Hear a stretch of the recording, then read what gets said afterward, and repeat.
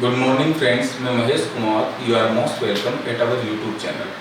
आज हम एक टॉपिक पढ़ेंगे जो लगभग कंपटीशन एग्जाम्स में पूछा जाता है और इससे आपका एक क्वेश्चन फाइनली पूछा जाता है और स्टूडेंट्स के मन में इसको लेकर काफ़ी कन्फ्यूजन है। इस कन्फ्यूजन को दूर करेंगे, तो आप मेरे साथ इस वीडियो में बने रहें और इस कन्फ्यूजन को दूर करते हैं। तो अपना टॉपिक रहने वाला है फिजिकल और केमिकल चेंज। कहते हैं परिवर्तन संसार का नियम है, इसी परिवर्तन को अपन पढ़ने वाले हैं।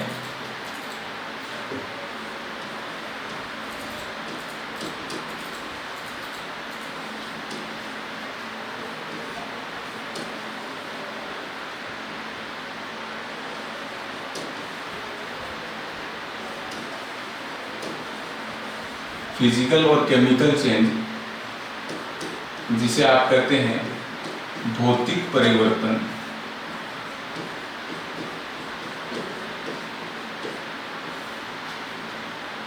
व रासायनिक परिवर्तन। रासायनिक परिवर्तन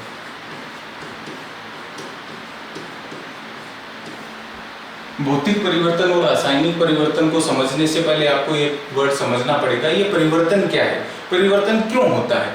तो परिवर्तन को हम समझते हैं कि अगर कोई भी भौतिक राशि है, भौतिक राशि आप कह सकते हैं टेम्परेचर, प्रेशर, ताप और दाब, किसी पदार्थ पे अप्लाई करते हैं तो उस पदार्थ में क्या है, चेंज आता है, उस पदार्थ की अवस्था बदल जाती है, अवस्था बदल जाती है और उसे आप किसके नाम से जानते हैं, परिवर्तन के नाम से। जैसे मैंने एक पदार्थ लिया सॉलिड पदार्थ के रूप में बर्फ या आइस, अगर आप इस पे टेम्परेचर अप्लाई करते हैं, ताप बढ़ाते हैं इसका, तो ये किस अवस्था में बदलेगा। बर्फ है, ये सभी को क्लियर है, किस में बदल जाएगा, जल में बदल जाएगा। बर्फ है, बर्फ पर आपने टेम्परेचर अप्लाई किया, ताप अप्लाई किया, ताप दिया बर्फ को, तो ये जल में बदल जाता है, पानी में बदल जाता है। तो आप यहाँ कहेंगे कि एक ऐसा टेम्परेचर, एक ऐसा टेम्परेचर जिससे ठोस पदार्थ है, सॉलिड है, वो लिक्विड में चेंज हो जाता है, उसको किस नाम से जाना जाता है, मेल्टिंग पॉइंट। मेल्टिंग पॉइंट, गलनांक के नाम से जाना जाता है। वह ताप जिस पर कोई ठोस पदार्थ द्रव पदार्थ में बदल जाता है, किस नाम से जाना जाएगा, गलनांक के नाम से। नेक्स्ट, अगर आपने जल पे वापस टेम्परेचर अप्लाई किया, ताप दिया, तो यह किस में बदल जाता है, यह वाष्प में बदल जाता है, यह वाष्प वेपर में बदल जाता है। तो आप यहाँ से कह सकते हैं कि वह टेम्परेचर जिस पर कोई लिक्विड है, द्रव है, वो गैस में बदल जाता है, किस नाम से जाना जाता है, क्वथनांक, बॉइलिंग पॉइंट। क्वथनांक, बॉइलिंग पॉइंट, बॉइलिंग पॉइंट। तो दो डेफिनेशन आपकी क्लियर है। गलनांक क्या है, वह टेम्परेचर, वह ताप जिस पर कोई ठोस पदार्थ द्रव में बदलता है, गलनांक मेल्टिंग पॉइंट। वह ताप जिस पर कोई द्रव है, गैस में बदलता है, बॉइलिंग पॉइंट के नाम से जाना जाता है। अब अगर आप इस वाष्प पर दाब अप्लाई करते हैं, इसको दाब लगाते हैं या संघनित करते हैं, तो ये वाष्प है, किस में बदल जाएगी, जल में बदल जाती है। इसे किस नाम से जाना जाता है, कंडेंसन, संघनन बिंदु, कंडेंस पॉइंट। और द्रव है, द्रव पर अगेन आप प्रेशर, दाब लगाते हैं, तो ये जल किसमें बदल जाएगा, बर्फ में बदल जाएगा। इसको किस नाम से जाना जाता है, फ्रीजिंग पॉइंट, हिमांक, फ्रीजिंग पॉइंट, फ्रीजिंग पॉइंट के नाम से। तो हिमांक क्या बन गया, डेफिनेशन क्या होगी, वह ताप जिस पर द्रव है वो ठोस में बदलता है, क्या नाम से जाना जाता है, हिमांक या फ्रीजिंग पॉइंट के नाम से जाना जाता है। लेकिन यहाँ पे एक अबनॉर्मल बिहेवियर आपको देखने को मिलेगा, जहां से लगभग आपका क्वेश्चन पूछा जाता है। कई बार जब आप सॉलिड को, ठोस पदार्थ को क्या करते हैं कि ताप प्रदान करते हैं, टेम्परेचर बढ़ाते हैं, तो वह लिक्विड को एस्केप कर जाता है, द्रव में न बदल के सीधा किस में बदल जाता है, वाष्प में बदल जाता है। और वाष्प को अगर ठंडा करेंगे तो किस में बदल जाता है, ठोस में बदल जाता है। It means solid to gas, gas to solid. Liquid में वो चेंज नहीं होता, ये गुण क्या किस नाम से जाना जाता है? ये जो प्रॉपर्टी है ये सब्लिमेशन के नाम से जानी जाती है। ऊर्ध्वपातन, सब्लिमेशन, ऊर्ध्वपातन, सब्लिमेशन। ऊर्ध्वपातन डेफिनेशन क्या होगी? पदार्थ का वह गुण जब ठोस से सीधा ही गैस में और गैस से सीधा ही ठोस में, solid to gas, gas to solid, किस नाम से जाना जाएगा? ऊर्ध्वपातन। ये गुण किस नाम से जाना जाएगा? ऊर्ध्वपातन के नाम से। पदार्थ किस नाम से? ऊर्ध्वपातित पदार्थ। तो यहां से एक बार क्वेश्चन पूछा गया है कि अगर कोई पदार्थ है ठोस से सीधे गैस में बदलता है तो ये गुण किस नाम से जाना जाएगा? ऊर्ध्वपातन। इसके एग्जाम्पल हैं, एग्जाम्पल आप थोड़ा सा नोटिस करेंगे फ्रेंड्स। कपूर, जो आप आरती वगैरह में काम में लेते हैं। नौसादर, साधारण भाषा में नौसादर कहा जाता है, और साइंस की भाषा में इसे NH4Cl, अमोनियम क्लोराइड के नाम से भी जाना जाता है। अमोनियम क्लोराइड, अमोनियम क्लोराइड के नाम से जाना जाता है। एक एग्जांपल है एंथ्रासीन, नेफ्थेलिन, नेफ्थेलिन। नेक्स्ट ठोस CO, ठोस CO। तो यहां से अगर आपको क्वेश्चन पूछा जाए कि कपूर है, नौसादर या अमोनियम क्लोराइड, नेफ्थेलिन, एंथ्रासीन, ठोस CO2 कौन सा गुण प्रदर्शित करते हैं?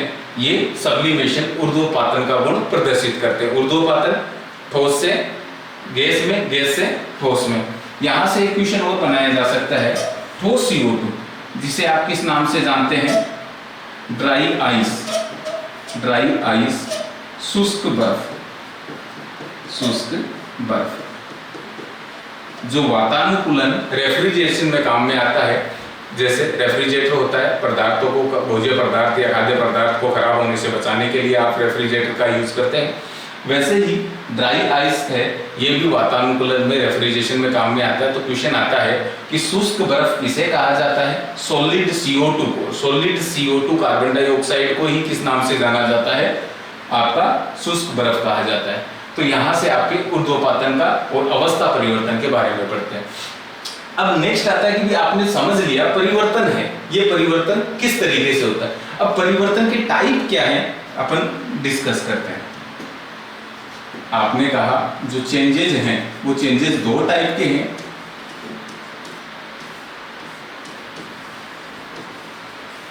चेंजेज हैं वो दो टाइप के हैं। फर्स्ट है फिजिकल चेंज, फिजिकल चेंज, भौतिक परिवर्तन।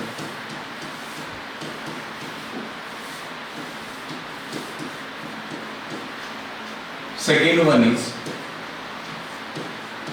केमिकल चेंज, केमिकल चेंज, रासायनिक परिवर्तन, रासायनिक परिवर्तन। जैसे नेम से क्लियर है, भौतिक परिवर्तन क्या है, रासायनिक परिवर्तन क्या है, इसमें क्या क्या प्रॉपर्टीज होती है, कौन से गुणधर्म होते हैं, अपन समझते हैं। फॉर एग्जाम्पल आपके पास में दो अभिकारक हैं A plus B, A plus B, इनको आप बोलते हैं अभिकारक।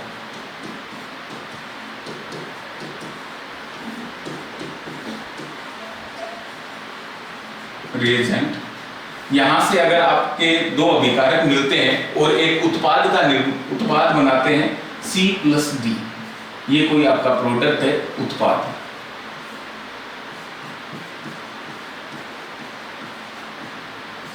तो आपके अभिकारक थे A प्लस B, इन दोनों ने आपस में क्रिया करके क्या बनाया? C plus D। तो आप ये कह सकते हैं भौतिक परिवर्तन क्या है। परिवर्तन में आपने कहा कि आप इसको डेली लाइफ से समझेंगे कि आपको सुबह जल्दी उठाया जाता है, आपके फादर हैं, मदर हैं, आपको सुबह जल्दी उठाते हैं, तो उन्होंने आपकी अवस्था में परिवर्तन किया। आप सो रहे थे, आपको जल्दी जगाया और वो रूम से बाहर जाते हैं, आप अपनी पूर्व अवस्था में आ जाते हैं, आप वापस सो जाते हैं। तो वो क्या हुआ? तो परिवर्तन का जो कारण था, मतलब आपके मदर फादर, वो जब बाहर गए, हटाए, वापस आप अपनी पूर्व अवस्था में आ गए। और कई बार हो सकता है कि आप अपने बिस्तर से उठ खड़े हो, तो वही यहाँ देखने को मिलेगा कि आपने जब परिवर्तन के कारण है, जो जिसको भौतिक राशि आपने कहा था ताप और दाब, अगर उन भौतिक राशियों को वापस हटाया जाए तो हो सकता है पदार्थ की अवस्था में परिवर्तन परमानेंट हो जाए, या हो सकता है पदार्थ अपनी पूर्व अवस्था में आ जाए। उन्हीं के आधार पे आपके ये दो चेंजेस बने हैं, भौतिक परिवर्तन। तो भौतिक परिवर्तन में क्या होता है कि जब भी आपने अभिकारक है, अभिकारक से कोई उत्पाद बने हैं, अब जैसे ही परिवर्तन के कारणों को, भौतिक राशियों को हटाया, तो वापस से उत्पाद से क्या बन जाता है, अभिकारक बन जाता है। तो भौतिक परिवर्तन को आप इस तरीके से कह सकते हैं, भौतिक परिवर्तन वह है जिसमें अभिकारक है, इन पे भौतिक राशियां अप्लाई करने पर उत्पाद का निर्माण होता है, और वापस से भौतिक राशियों को हटाया जाए तो पदार्थ अपनी पूर्व अवस्था में आ जाता है। ये क्या कहलाता है, भौतिक परिवर्तन। भौतिक परिवर्तन में क्या होता है, भौतिक परिवर्तन में जो भौतिक गुण है, पदार्थ के जो भौतिक गुण है, फिजिकल प्रॉपर्टीज हैं, भौतिक गुण जिसे आप समझें, अवस्था, स्टेट, टेम्परेचर, ताप, कलर, रंग, स्मेल, गंध,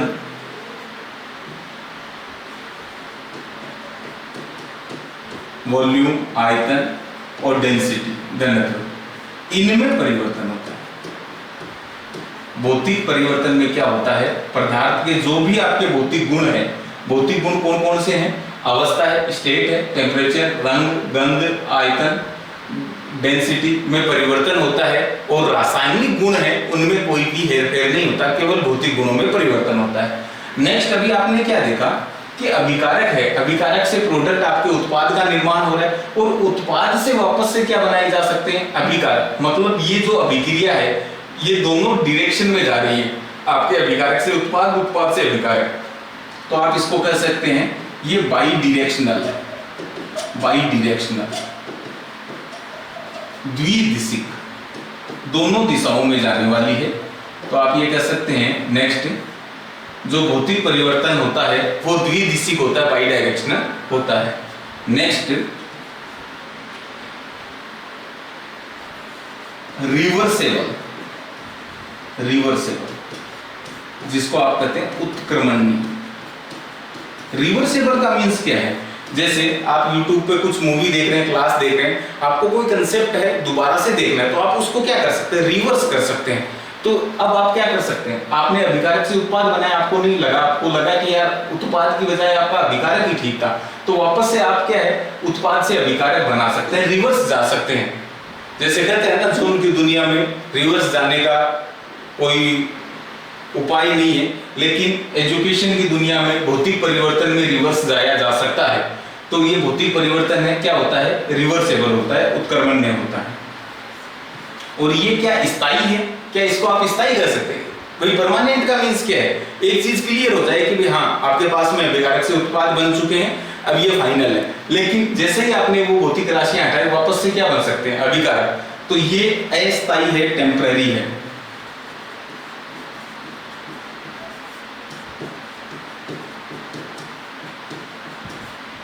तो अब आप भौतिक परिवर्तन को पूरा ब्रीफ कर सकते हैं। भौतिक परिवर्तन की भौतिक राशियां अगर किसी पदार्थ पे अप्लाई की जाए तो अभिकारक से उत्पाद का निर्माण होता है, उन्हीं भौतिक राशियों को अगर वापस हटाया जाए तो अभिकारक बन सकते हैं। भौतिक परिवर्तन में जो भौतिक गुण है उनमें परिवर्तन होते हैं, अवस्था, ताप, रंग, गंध, आयतन, घनत्व में, रासायनिक गुणों में कोई भी परिवर्तन नहीं होता। भौतिक परिवर्तन है बाई डायरेक्शनल है, दोनों डायरेक्शन में अभिकारक से उत्पाद, उत्पाद से अभिकारक बनते हैं। ये रिवर्सेबल है, रिवर्स जा सकती है। नेक्स्ट, ये अस्थायी है। अब बात करते हैं केमिकल चेंज। रासायनिक परिवर्तन में क्या होता है, रासायनिक परिवर्तन फॉर एग्जांपल आपके अभिकारक है A+B, अब अभिकारक है, इसे आपने बना दिया C+D अगर कोई भौतिक राशि अप्लाई की। अब आप चाहें या न चाहें, ये जो अभिकारक है, अभिकारक से क्या बन चुका आपका उत्पाद, प्रोडक्ट का निर्माण हो चुका है। अब आप चाहे भौतिक राशियों को हटा दें, वापस से अभिकारक नहीं बना सकते। इट मींस रासायनिक परिवर्तन को आप कह सकते हैं कि अगर पदार्थों पर भौतिक राशियां अप्लाई की जाए और उत्पाद का निर्माण हो, भौतिक राशियों को वापस हटाने पर अगर पदार्थ अपनी पूर्व अवस्था में नहीं लौटता है तो वो क्या कहलाता है, रासायनिक परिवर्तन कहलाता है। नेक्स्ट, इसकी प्रॉपर्टी क्या हुई भाई, ये एक डायरेक्शनल है तो इसको क्या बोल सकते हैं, यूनिडायरेक्शनल। यूनिडायरेक्शनल, एक दिशिक। एक दिशी, एक ही दिशा में परिवर्तन होता है, अभिकारक से उत्पाद, उत्पाद से अभिकारक नहीं बनता है। नेक्स्ट, क्या ये रिवर्सेबल है? नहीं, ये इरिवर्सेबल है, अनुत्क्रमण है, अनुत्क्रमण। ये रिवर्स नहीं हो सकती, अभिकारक से उत्पाद बन सकते हैं, उत्पाद से वापस से अभिकारक नहीं बन सकता। नेक्स्ट, क्या ये स्थायी है? बिल्कुल ये स्थायी है, अभिकारक से उत्पाद बनने के बाद में उत्पाद से वापस से अभिकारक नहीं बनते हैं, तो ये आपका जो परिवर्तन होता है परमानेंट होता है, स्थायी होता है। तो रासायनिक परिवर्तन को ब्रीफ कर सकते हैं, अभिकारक से उत्पाद का निर्माण होता है लेकिन उत्पाद से अभिकारक का निर्माण नहीं, ये यूनिडिरेक्शनल एक दिशिक होता है, ये अनुत्क्रमण्य है, वापस रिवर्स नहीं जा सकता, और ये स्थायी होता है। साथ में भौतिक गुणों में जो परिवर्तन होता है वो अलग है, साथ में रासायनिक गुणों में भी परिवर्तन होता है, रासायनिक संगठन है, कंपोजिशन है, वो चेंजेस हो जाता है, रासायनिक गुणों में परिवर्तन होता है, रासायनिक गुणों में परिवर्तन। आई होप आपको समझ आया होगा फिजिकल और केमिकल चेंज। अब एग्जाम में यहां से भी क्वेश्चन आता है और डायरेक्टली आपके इनके एप्लीकेशन से क्वेश्चन पूछे जाते हैं कि कुछ एग्जांपल दिए जाते हैं कि भाई इनमें आपको आइडेंटिफाई करना है फिजिकल चेंज है और केमिकल चेंज है। तो अपन देखते हैं, बहुत इजी टॉपिक है, कुछ एग्जांपल्स हैं, आपको बताना है इनमें कौन से फिजिकल चेंज है, कौन से केमिकल चेंज है।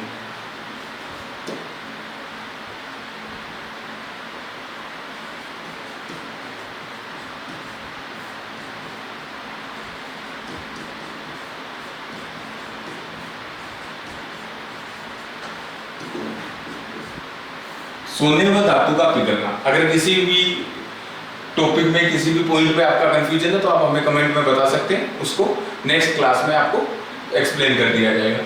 सोने व धातु का पिघलना, सोने व धातु का पिघलना। अब जैसे कई बार आपके पास में आभूषण होते हैं, उन आभूषण हैं वो आपके ओल्ड हो जाते हैं, ऑब्सोलेट हो जाते हैं, आउट ऑफ डेट हो जाते हैं, तो आप चाहते हैं कि न्यू मॉडर्न ज्वेलरी के अनुसार उनको मॉडिफाई किया जाए, तो आप गोल्ड स्मिथ सुनार के पास में जाते हैं, उनको देते हैं, तो वो क्या करते हैं, उनको वापस से मेल्ट करते हैं और नया फॉर्मेशन दे देते हैं, तो वापस आपका जो गोल्ड था, गोल्ड से वापस क्या हो गया, गोल्ड बन गया।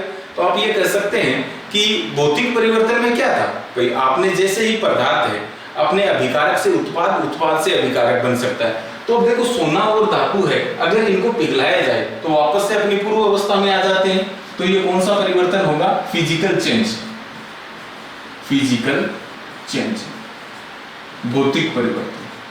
तो सोने व धातु का पिघलना कौन सा परिवर्तन है, भौतिक परिवर्तन। नेक्स्ट, कांच का टूटना, क्या होगा भाई, कांच का टूटना कौन सा परिवर्तन होगा, बताएं।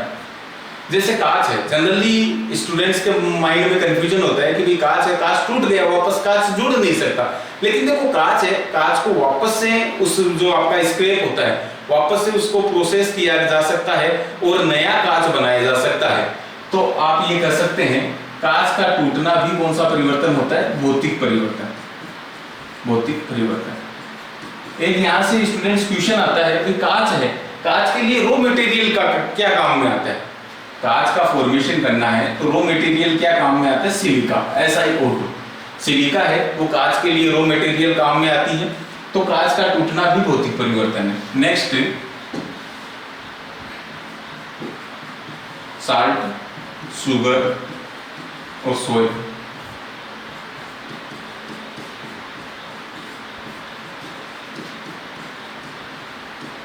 जल में घुलना। क्वेश्चन है, नमक है, शक्कर है और मिट्टी का जल में घुलना। बाय डिफॉल्ट कई बार जल में है नमक गिर जाता है, शक्कर गिर जाती है या मिट्टी गिर जाती है, तो उनको आप एप्रोप्रिएट मेथड के द्वारा वापस से सेपरेट कर सकते हैं, सेपरेट कर सकते हैं, इसका मतलब पूर्व अवस्था को प्राप्त कर सकते हैं। तो यह भी कौन सा चेंजेस होगा, भौतिक परिवर्तन। तो आपसे पूछा जाए कि जल है, जल में नमक का घुलना, शक्कर का घुलना, मिट्टी का घुलना, कौन सा परिवर्तन होगा, भौतिक परिवर्तन। नेक्स्ट, ये क्वेश्चन अच्छा है, स्टूडेंट्स ध्यान देंगे, ये आप बताएं, मोमबत्ती का पिघलना, काफी बार क्वेश्चन एग्जाम्स में रिपीट हुआ है, मोमबत्ती का जलना, मोमबत्ती का जलना। तो इसमें अधिकतर स्टूडेंट्स कंफ्यूज रहते हैं। तो आप बताएं मोमबत्ती का पिघलना। फॉर एग्जांपल आपके पास में कोई कैंडल है, मोम है, उस मोम को आपने पिघला दिया, तो अगर मोम को पिघला दिया तो वापस से उससे मोमबत्ती बनाई जा सकती है ना भाई। जो मोम है, मोम पिघल गई, वापस से उसको क्या बनाया जा सकता है, मोमबत्ती बनाई जा सकती है। तो ये कौन सा परिवर्तन होगा, भौतिक परिवर्तन, भौतिक परिवर्तन होगा। अब अगर मोमबत्ती को जलाना, मोमबत्ती जल गई तो जो मोम है, मोम तो आपकी बर्न हो गई, जल चुकी है। अब जो जली हुई मोम है उससे वापस मोमबत्ती नहीं बनाई जा सकती। तो ये कौन सा परिवर्तन होगा, रासायनिक परिवर्तन, केमिकल चेंज। तो यहाँ पे आप ध्यान देंगे कि अगर आपको ये पूछा जाए मोमबत्ती का पिघलना, मेल्टिंग ऑफ कैंडल, मोमबत्ती का पिघलना है वो भौतिक परिवर्तन है, जबकि मोमबत्ती का जलना कौन सा परिवर्तन होगा, रासायनिक परिवर्तन। नेक्स्ट एक ऐसा ही कंफ्यूजन और आता है, बल्ब का जलना,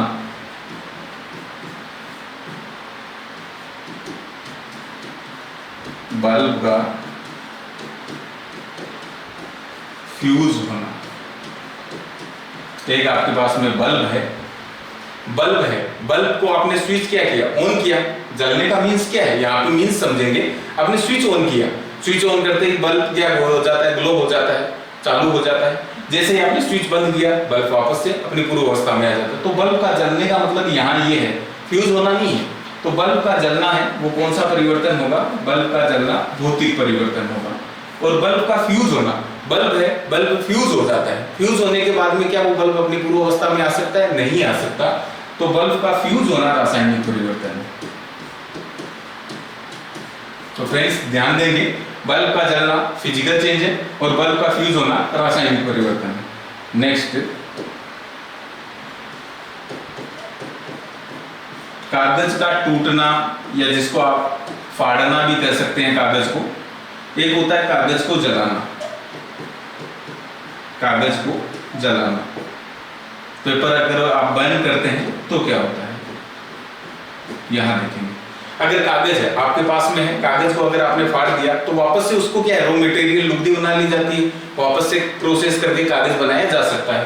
तो कागज बनाया जा सकता है, तो ये कौन सा परिवर्तन होगा, फिजिकल चेंज, भौतिक परिवर्तन। और वही कागज है, कागज को अगर आपने जला दिया तो जले हुई राख से आप वापस कागज नहीं बना सकते। तो ये कौन सा परिवर्तन होगा, रासायनिक परिवर्तन होगा। तो आई होप ये आपको एग्जांपल समझ आए होंगे। कुछ एग्जांपल्स और हैं जो डायरेक्टली आपके क्वेश्चन एग्जाम में पूछे जाते हैं, उनको देखते हैं। नेक्स्ट अपन एग्जांपल देखते हैं। आपने कुछ एग्जांपल्स देखे, कुछ और एग्जांपल्स हैं जो एग्जाम में डायरेक्टली पूछे जाते हैं।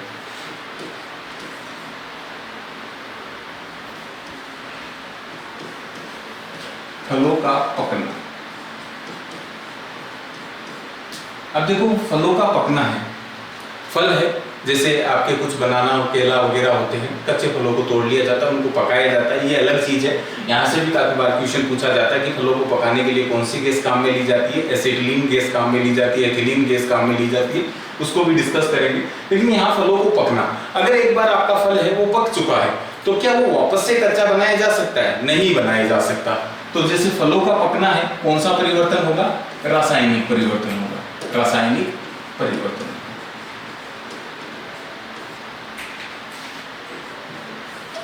नेक्स्ट,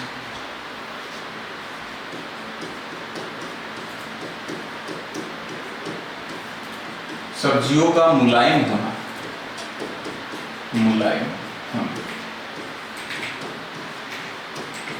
फ्रेंड्स, सब्जियों का मुलायम होना, सब्जियां आप लाते हैं घर में, मार्केट से लाते हैं नो डाउट, लेकिन एक दो दिन बाद में क्या है, अगर आप रेफ्रिजरेशन प्रॉपर नहीं रखते हैं और उनको बाहर रखते हैं तो एक दो दिन बाद में वो सब्जियां क्या हो जाती है, मुलायम हो जाती है। तो क्या वो मुलायम हुई सब्जियां हैं, क्या वो वापस फ्रेश सब्जियों की तरह बिहेव कर सकती है, फ्रेश में कन्वर्ट हो सकती है, नहीं हो सकती। तो आप क्या कहेंगे कि ये कौन सा परिवर्तन होगा, रासायनिक परिवर्तन, रासायनिक परिवर्तन।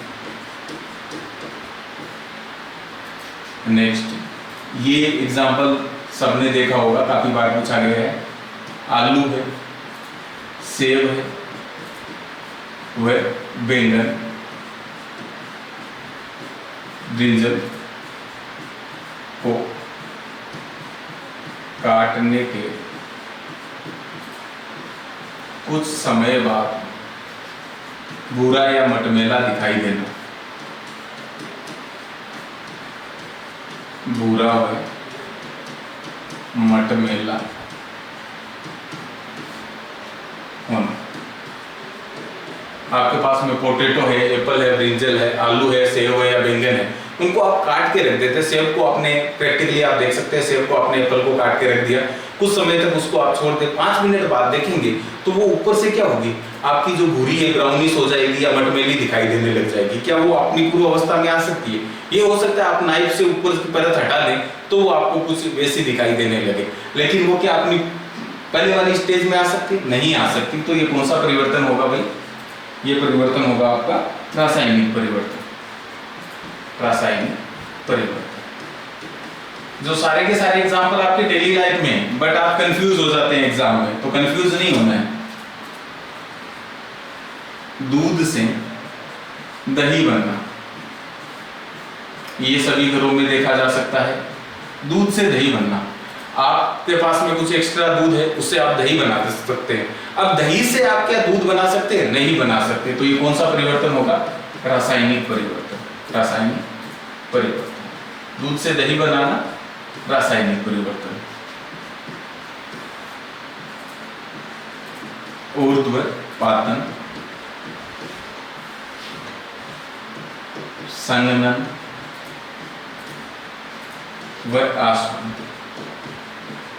सब्लिमेशन, कंडेंसर और डिस्टिलेशन। ऊर्ध्वपातन अभी आपको बताया था, सॉलिड से गैस, गैस से सॉलिड। संघनन है आपके वाष्प से क्या बन जाता है? ठोस बन जाता है। डिस्टिलेशन में आप क्या करते हैं? डिस्टिल्ड वाटर बनाते हैं, वाष्प में कन्वर्ट करते हैं, फिर वापस से वो अपनी पूर्व अवस्था को प्राप्त करता है। तो ऊर्ध्वपातन है, संघनन है, आसवन है, ये कौन से गुण का एग्जाम्पल है? कौन सा परिवर्तन होगा इनमें? इनमें भौतिक परिवर्तन है। पदार्थ अपनी पूर्व अवस्था को प्राप्त कर सकता है, तो भौतिक परिवर्तन है। नेक्स्ट, खाने को पकाना। खाने को पकाना भोजन है, भोजन को आप पकाते हैं, भोजन बना देते हैं। क्या भोजन बनाने के बाद में रॉ मटेरियल जो भोजन की सामग्री है उसको वापस प्राप्त किया जा सकता है? नहीं किया जा सकता। तो ये कौन सा परिवर्तन होगा? रासायनिक परिवर्तन के नाम से जाना जाएगा। नेक्स्ट, दहन, कंबस्टन। अगर किसी चीज का आप दहन करते हैं, फर्मेंटेशन, किण्वन, जो शराब है वो किण्वन क्रिया से बनाई जाती है। रेस्पिरेशन, श्वसन, जब आप रेस्पिरेशन सिस्टम, श्वसन तंत्र पढ़ेंगे तो बताएंगे श्वसन तंत्र में क्या कौन सी रिएक्शन होती है। तो जो कंबस्टन है, दहन है, किण्वन, फर्मेंटेशन, रेस्पिरेशन, ये किसके हैं? तो अगर किसी चीज को आपने जला दिया है, आपने किण्वन क्रिया की है, शराब बना दी है, शराब से वापस रॉ मटेरियल प्राप्त कर सकते हैं? नहीं कर सकते। श्वसन है, श्वसन में क्या रहता है? मनुष्य है जो श्वसन में कौन सी गैस लेते हैं? ऑक्सीजन लेते हैं, कार्बन डाइऑक्साइड निकालते हैं। तो ये जो परिवर्तन है, कौन से परिवर्तन के एग्जाम्पल है? रासायनिक परिवर्तन के एग्जाम्पल है। अब आपको ये कह दिया जाए नेक्स्ट एग्जाम्पल के रूप में, कोयले का जलना है, लकड़ी का जलना है, पेट्रोल डीजल का जलना है,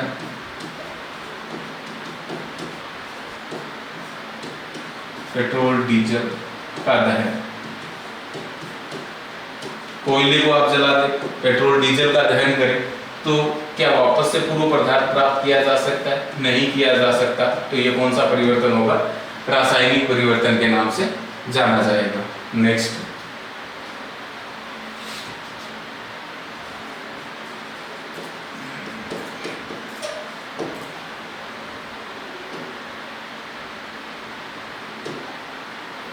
नेक्स्ट एग्जाम्पल देखते हैं अपन। दूध से क्रीम अलग करना।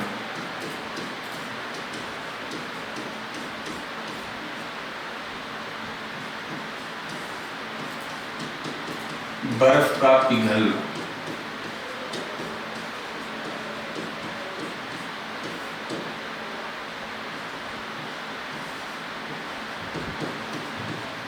भोजन का पाचन, डाइजेशन।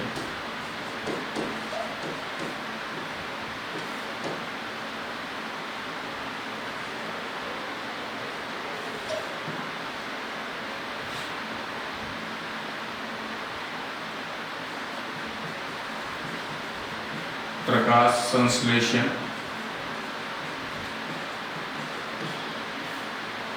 दूध से क्रीम अलग करना, जो आपके डेयरी बेस्ड दूध आता है उससे क्या किया जाता है, उससे फैट को अलग कर लिया जाता है, क्रीम को अलग कर लिया जाता है, फिर उस दूध को डेयरी पे अवेलेबल करवाया जाता है। तो दूध से क्रीम अलग की जाती है, उस क्रीम को वापस से दूध में मिक्स किया जा सकता है।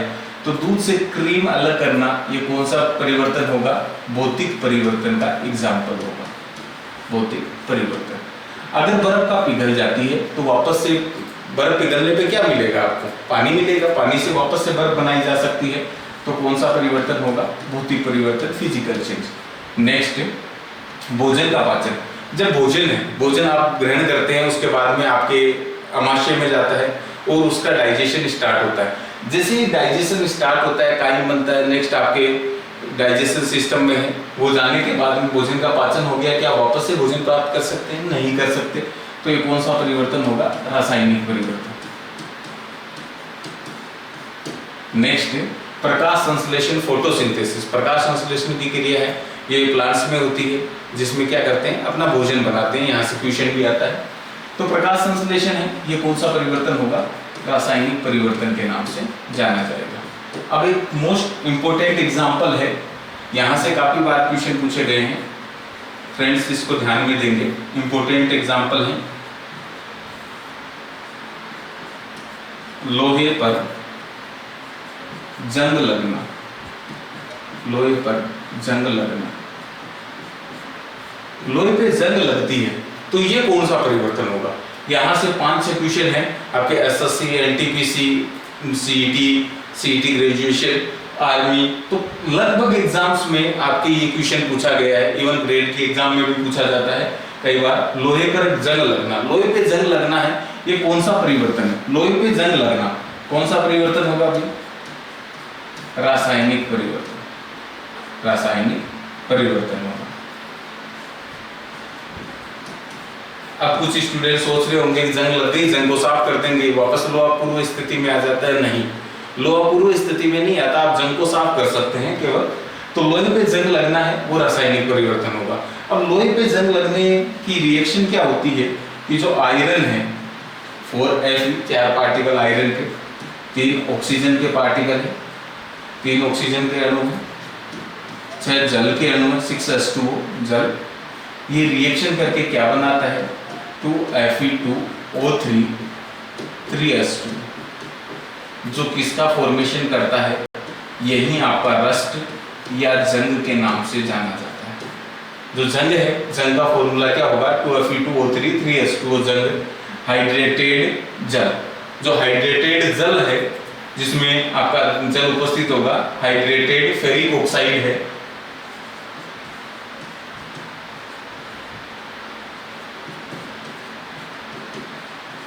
फेरिक ऑक्साइड, यही आपका जल का सूत्र है। अब यहां से क्वेश्चन बनता है कि लोहे पे जंग लगना है, वो कौन सी अभिक्रिया है, ऑक्सीडेशन है, रिडक्शन है या रिडॉक्स रिएक्शन है। जब आप पढ़ेंगे रिएक्शन के टाइप में, ऑक्सीकरण अभिक्रिया, अपचयन अभिक्रिया और रिडॉक्स अभिक्रिया, तो लोहे पे जंग लगना है वो आपकी ऑक्सीडेशन, ऑक्सीकरण अभिक्रिया। लोहे पे जंग लगना कौन सी अभिक्रिया है, ऑक्सीकरण अभिक्रिया। मैं थोड़ा सा क्लियर कर देता हूं, ऑक्सीडेशन रिएक्शन होता क्या है। ऑक्सीडेशन रिएक्शन है जिसमें ऑक्सीजन पार्टिकल, ऑक्सीजन का अणु जुड़ता है या हाइड्रोजन सेपरेट होता है। तो ऐसी रिएक्शन जिसमें ऑक्सीजन जुड़ता है या हाइड्रोजन सेपरेट होता है, क्या कहलाता है, ऑक्सीडेशन।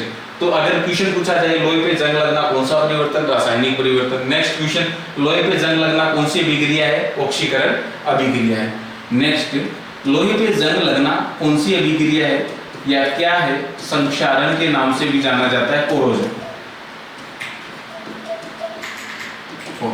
लोहे पे जंग लगना क्या है, संक्षारण के नाम से भी जाना जाता है। अब क्या लोहे पे जंग लगना है, ये फास्ट रिएक्शन है या स्लो रिएक्शन है। आपके पास में कोई लोहा है या लोहे से बना हुआ कोई भी इक्विपमेंट है, उसको आपने बाहर रख दिया नमी के अंदर। बरसात के दिनों में ज्यादातर जंग लगती है, या जो साल्ट जहाँ ज्यादा होता है, नमक वगैरह है, वहाँ पानी में अगर नमक की मात्रा ज्यादा है तो जल्दी जंग लगती है। तो आप ये कह सकते हैं, तो ये कौन सी रिएक्शन होगी, ये एक स्लो रिएक्शन होगी, स्लो रिएक्शन,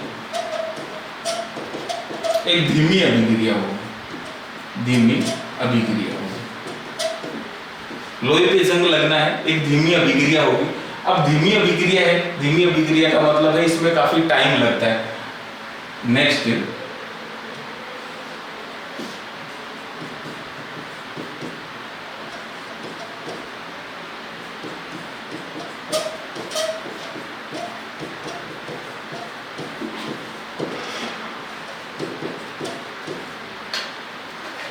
जो लोहे पे जंग लग रही है, अब इस लोहे पे जंग लगी, ये कौन सी रिएक्शन हो गई? आपकी ऑक्सीकरण अभिक्रिया, संक्षारण है, या फिर आप ये कह सकते हैं एक धीमी अभिक्रिया।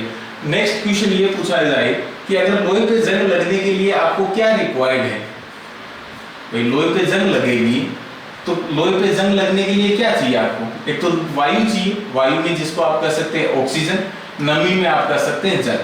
तो लोहे पे जंग जब लगेगी जब लोहा वायु, इट मींस ऑक्सीजन और जल के संपर्क में आता है, वायु में नमी रहती है और ऑक्सीजन रहती है, तो उनके संपर्क में आके लोहे पे जंग लगती है। तो जंग के लिए आवश्यक क्या होगा? लोहा ऑक्सीजन और जल के संपर्क में है। अब लोहे को जंग से बचाने के लिए, जंग से बचाने के लिए आप क्या कर सकते हैं? आप देखते हैं जो खिड़कियां हैं, दरवाजे हैं, ये इन पे क्या किया जाता है? पेंट कर दिया जाता है, वार्निश कर दिया जाता है, पॉलिश कर दी जाती है। तो ये जंग से बचाने के लिए ही की जाती है। या फिर साइंटिफिकली मेथड में आप ये कह सकते हो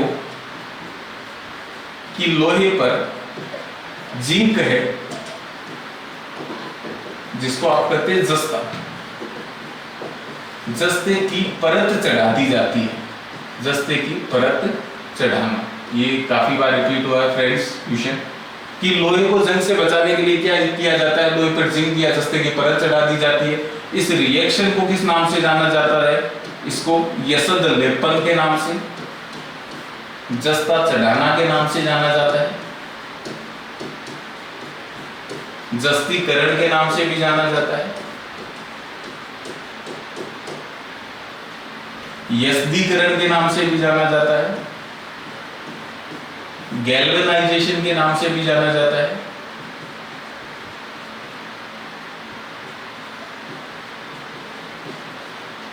या गैल्वेनीकरण के नाम से भी जाना जाता है। तो नेक्स्ट क्वेश्चन बनता है कि यसद लेपन, यस्दीकरण, गैल्वेनाइजेशन क्या है? लोहे को जंग से बचाने के लिए लोहे पे जस्ते की परत चढ़ा दी जाती है जिससे आयरन आपका लोहा खराब नहीं हो।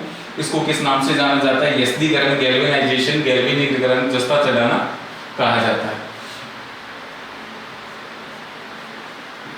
नेक्स्ट, अब जंग है, जंग लगने पे क्या होगा? एक क्वेश्चन अच्छा ये आता है, ये ध्यान रखना फ्रेंड्स, इसमें आप बताएंगे कमेंट करके, लगभग इस क्वेश्चन में कंफ्यूज होते हैं कि जंग लगने पे लोहे का भार क्या होगा?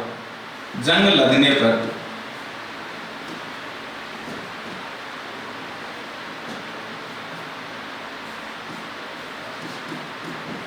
जंग लगने पर लोहे का भार क्या होगा?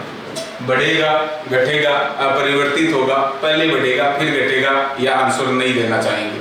तो आप ये कहेंगे कि जंग लगने पर, तो जनरली स्टूडेंट्स ये सोचते हैं कि जंग लगने के बाद लोहा खराब हो जाता है, उसके भार में कमी आती है। नहीं, लोहे के ऊपर ऑक्साइड की परत जम जाती है। अगर किसी वस्तु के ऊपर कोई अन्य पदार्थ रखा जाता है तो उसके भार में क्या होगी? डेफिनेटली, ऑब्वियसली क्या होगी? वृद्धि होगी। तो जंग लगने पर लोहे के भार में क्या होगी? वृद्धि होगी। यह भी काफी इंपॉर्टेंट फैक्ट है। तो यहाँ से एक बार मैं रिपीट कर देता हूँ, लोहे पे जंग लगना है वो रासायनिक परिवर्तन है। जंग लगने के लिए क्या क्या चीज रिक्वायर्ड होती है? आपकी वायु, ऑक्सीजन और नमी, इट मींस जल। जंग लगने पर लोहे के भार में क्या होगी? वृद्धि होगी। नेक्स्ट, जंग से बचाने के लिए लोहे में क्या किया जाता है? यसद लेपन, जस्तीकरण, गैल्वेनाइजेशन किया जाता है। तो ये आपके भौतिक और रासायनिक परिवर्तन के कुछ एग्जांपल्स थे, और भी काफी एग्जांपल्स हैं। अगर किसी भी स्टूडेंट्स को इनसे रिलेटेड फैक्ट में या कोई अन्य एग्जांपल में कोई कंफ्यूजन हो तो वो हमें कमेंट करके बता दें। कुछ ज्यादा ख्वाहिशें नहीं है ये जिंदगी तुझसे, कुछ ज्यादा ख्वाहिशें नहीं है ये जिंदगी तुझसे, बस मेरा अगला कदम पिछले से बेहतर हो। तो नेक्स्ट वीडियो में मिलते हैं एक नए टॉपिक के साथ में और नई एनर्जी के साथ में।